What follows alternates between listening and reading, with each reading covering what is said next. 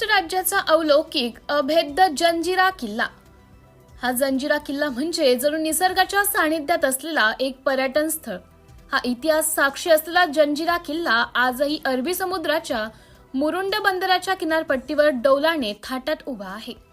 या जंजिरा किल्ल्याची उभारणी रामराव कोळी पाटील यांनी लाकडी गढी सदृश रूपात केली होती। त्यानंतर सिद्धी पेरीम खान व सिद्धीनी काबीज केला।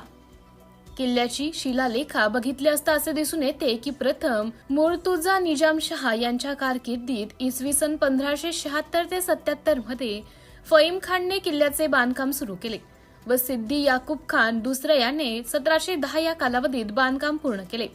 177 वर्ष बांधकामाला लागले असता या किल्ल्याची विशेष ओळख म्हणजे हा किल्ला एक अंडाशय कृतीमध्ये बांधण्यात आला असून यामध्ये 19 बुरुज आहेत आणि भारतातील 3ऱ्या क्रमांकाची तोफ इथे आजही अस्तित्वात आहे। किल्ल्याचा प्रवेशद्वाराजवळ ठेवलेल्या 3 तोफा अजूनही डौलाने उभ्या आहेत। किल्ल्याचे मुख्य आकर्षण म्हणजे कलाल बांगडी।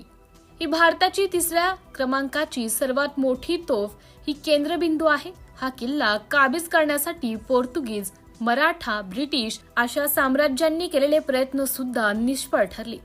जंजिरा किल्ला 3 शतकाहून अधिक अजय किल्ला आहे। कोकणचा इतिहास हा किल्ला आजही प्रभावशाली किल्ला म्हणून संबोधला जातो।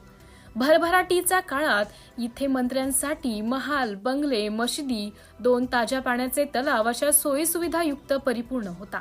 आजही किल्ला परिसंवादतयन, घोड्याचा बागा, सुरुल खानचा वाडा, तलाव, पश्चिम दरवाजा ही काही करण्याजोगी ठिकाणी आहेत। निसर्गाच्या कुशीत, अरबी समुद्राच्या पाण्याच्या मुशीत हा जंजिरा किल्ला आजही तटस्थ असा ताठर मानेने भारतीयांचा स्वाभिमान गाजवत डौलाने उभा आहे।